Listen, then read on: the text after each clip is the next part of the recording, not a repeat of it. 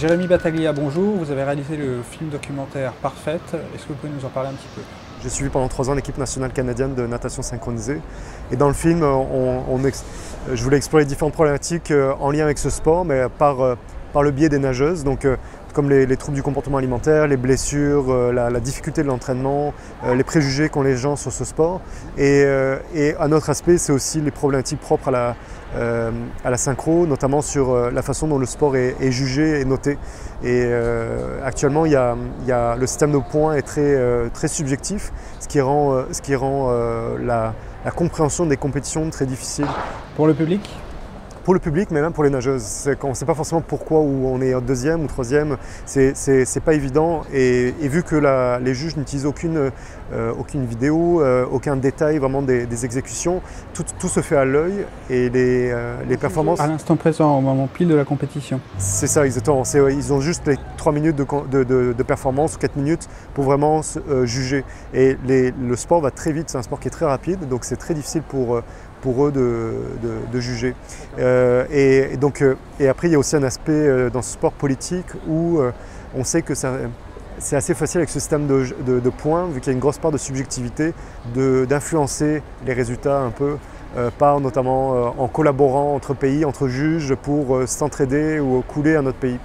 Donc c'est un sport qui a besoin vraiment d'une vraie révolution et d'une façon qu'on adopte vraiment une façon de noter qui soit enfin objective et efficace, parce que c'est vraiment au détriment de ce que font les nageuses. Il y a un tournant important dans la préparation de l'équipe canadienne où un spécialiste intervient pour chambouler complètement le programme. Est-ce que vous pouvez nous expliquer? En fait, ce qui se passe, c'est qu'il y a un spécialiste qui intervient auprès de l'équipe qui est biomécanicien. Donc lui, il fait l'analyse de mouvement, l'analyse des performances précises. Donc il fait une analyse objective basée sur les règles de la fédération. Donc c'est vraiment comme si il fait le boulot comme si les juges avaient les moyens de le faire. Donc là, il prend le temps, ça lui prend une journée d'analyser une performance, il fait image par image, on voit vraiment toutes les erreurs, etc. Donc basé sur ça, ça lui permet d'évaluer de voir les tendances et pourquoi certaines équipes ont de meilleurs points que d'autres. Et en fait, ce qu'on sait, c'est que l'aspect du spectacle, l'aspect vraiment artistique, a une forte influence sur le résultat global. C'est-à-dire que si les juges aiment la performance, toutes les notes, c'est-à-dire la note technique, la note de la difficulté, vont aussi augmenter. Il y a comme un effet d'aspiration. Parce que comme ils ont un bon préjugé, de dire « ah, c'est beau artistiquement », ils vont être influencés. Ça va les influencer inconsciemment pour mettre une meilleure note dans le reste aussi.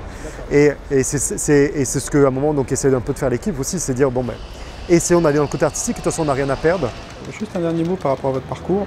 On a vu beaucoup de photos des nageuses. Ouais. Est-ce que ce sont vos photos? Oui, tout à fait. Et vous avez passé combien de temps à faire de la photo dans le projet? En fait, moi j'ai commencé ce projet par la photo, c'est-à-dire que j'ai suivi les nageuses pendant 2 ans où je faisais la photographie, mais donc la photographie plutôt documentaire, noir et blanc, dans les coulisses, etc. Mais j'ai continué pendant tout le processus, même quand je tournais, ça m'arrivait de faire des photos pour moi. Vous avez toujours un appareil avec vous en fait? Quasiment, oui. J'en ai pas aujourd'hui dans mon sac, mais sinon j'ai toujours avec moi. En tant que documentariste, vous êtes toujours prêt à saisir un moment? Vous êtes toujours équipé?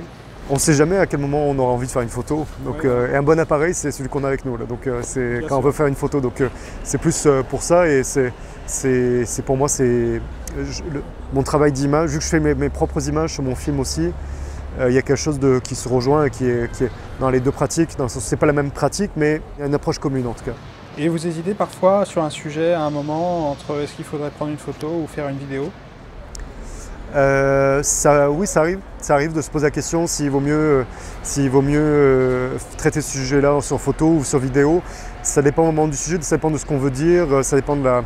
Je sais qu'il y a des sujets où ça serait très difficile d'en tirer un film parce qu'il n'y aurait pas assez de jus. Deux fois, il y a des sujets où c'est une approche plutôt vraiment visuelle. Dans ce cas-là, on peut vraiment raconter une histoire par des images. Mais ça dépend vraiment des sujets. Je pense qu'il y a des sujets qui sont... pour les approfondir, on ne pourrait pas le raconter en photo, ou sinon il faut du texte pour accompagner. Ou un commentaire, ce serait compliqué. Ouais. Merci beaucoup. Merci à vous.